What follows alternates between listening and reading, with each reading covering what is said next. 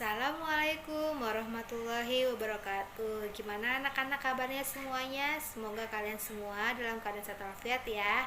Amin. Hari ini kita akan belajar tema 1, subtema 2 dan pembelajaran kelima. Belajar apa kita hari ini? Hari ini kita akan pelajari tentang perayaan Hari Besar Umat Beragama. Yang kedua, kita akan mempelajari tentang tarian tradisional yang dilakukan secara berpasangan. Yuk anak-anak, marilah kita tonton video pembelajaran hari ini ya.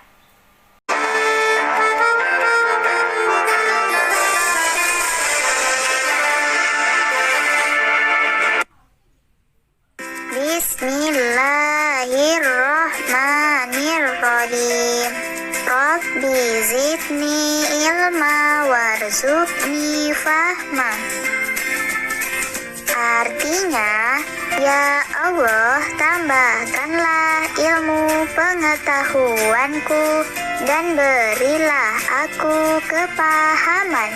Amin. Keragaman agama di Indonesia. Anak-anakku, hari ini kalian akan belajar tentang keragaman agama di Indonesia. Indonesia yang terbentang dari Sabang sampai Merauke tidak hanya memiliki keragaman suku bangsa saja, tetapi Indonesia memiliki keragaman agama. Masyarakat hidup berdampingan dengan rukun dan saling menghormati. Tentu kalian mengetahui agama di Indonesia ada 6 yang diakui, yaitu Islam, Kristen, Konghucu, Buddha, Hindu, dan Katolik. Tempat ibadah dari masing-masing agama tentu berbeda satu dengan yang lainnya. Agama Islam, tempat ibadahnya adalah masjid. Agama Kristen, tempat ibadahnya adalah gereja. Agama Buddha, tempat ibadahnya adalah vihara. Agama Konghucu, tempat ibadahnya adalah kelenteng. Agama Hindu, tempat ibadahnya adalah pura. Dan agama Katolik, tempat ibadahnya adalah gereja. Masing-masing agama memiliki perayaan hari besar yang berbeda-beda. Agama Islam merayakan Hari Raya Idul Fitri dan Idul Adha.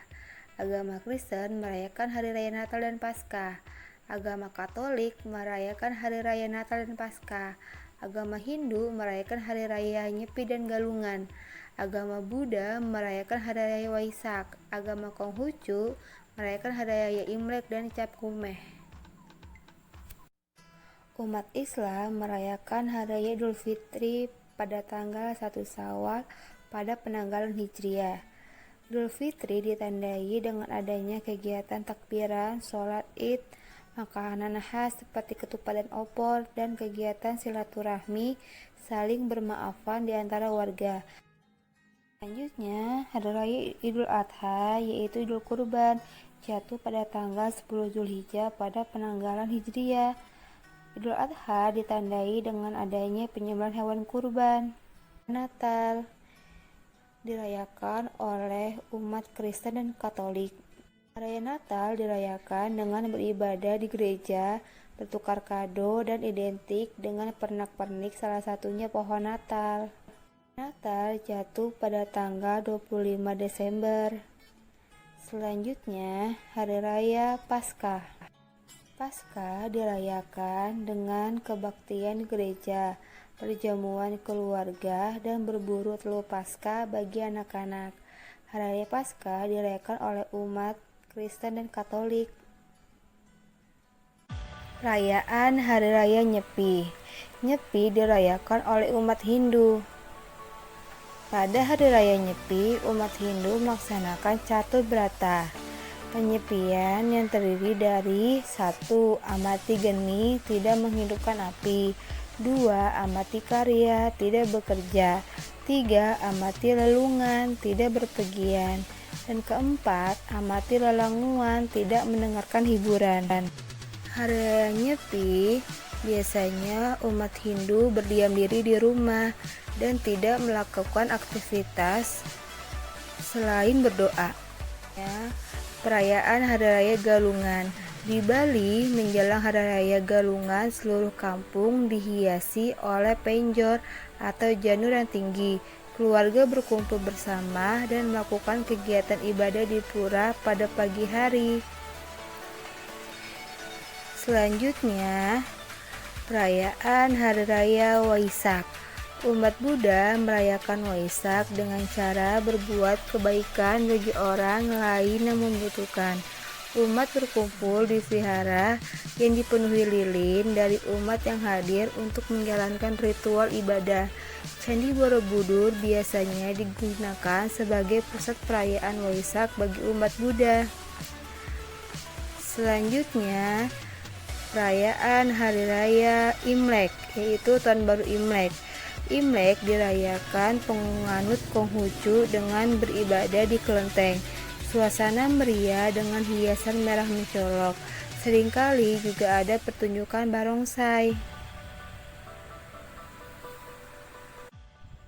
Indonesia terdiri atas berbagai macam suku bangsa dengan agama yang berbeda, namun tetap dalam satu wadah, yaitu Negara Kesatuan Republik Indonesia. Perbedaan agama bukan menjadi penghalang untuk kita tetap menjunjung persatuan kesatuan. Sikap saling menghargai dan bekerja sama antar pemeluk agama yang berbeda menjadi modal dasar untuk menjaga keutuhan NKRI. Ada beberapa cara menjaga kerukunan umat beragama. Dengan cara satu, mengembangkan rasa toleransi. Kedua, menikmati dan menghormati perbedaan. Perbedaan itu menarik. Ketiga, selalu bersikap sopan dan santun kepada siapapun tanpa memandang agama. Dan yang keempat, tidak membeda-bedakan teman.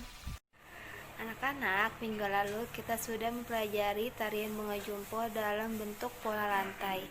Hari ini kita akan mempelajari tarian berpasangan adalah bentuk tarian yang ditarikan oleh dua orang penari. Gerak tariannya saling mengisi dan saling melengkapi, dan terjadi interaksi antara penari sehingga terdapat respon dan kekompakan gerakan yang baik.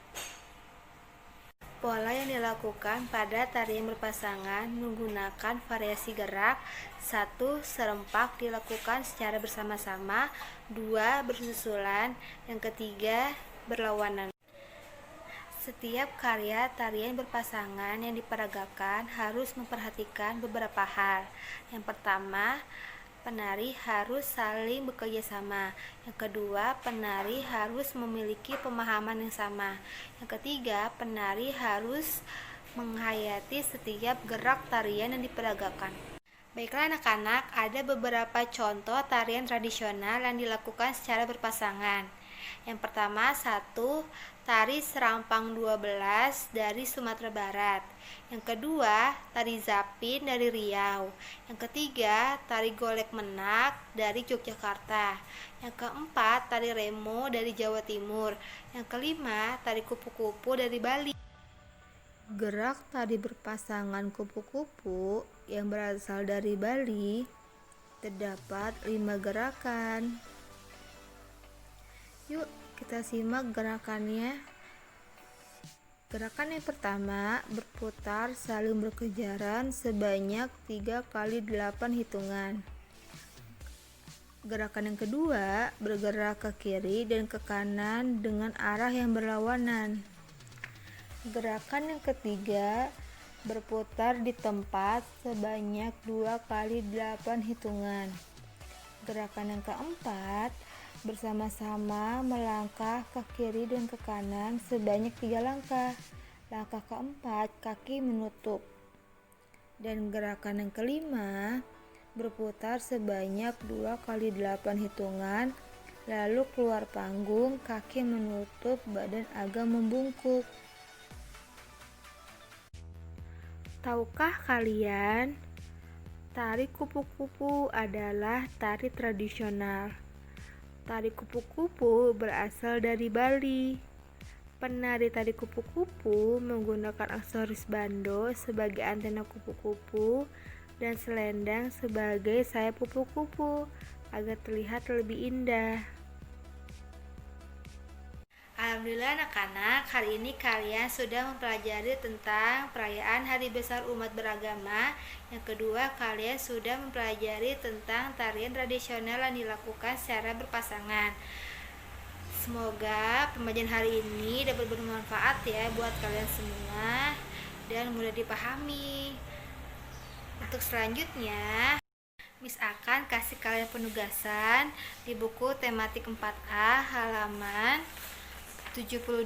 Nanti kalian isi nomor 1 sampai nomor 4. Kalau sudah, kalian foto, kirim ke kelas masing-masing ya. Miss ucapkan terima kasih dan wabillahi taufiq wal hidayah. Wassalamualaikum warahmatullahi wabarakatuh.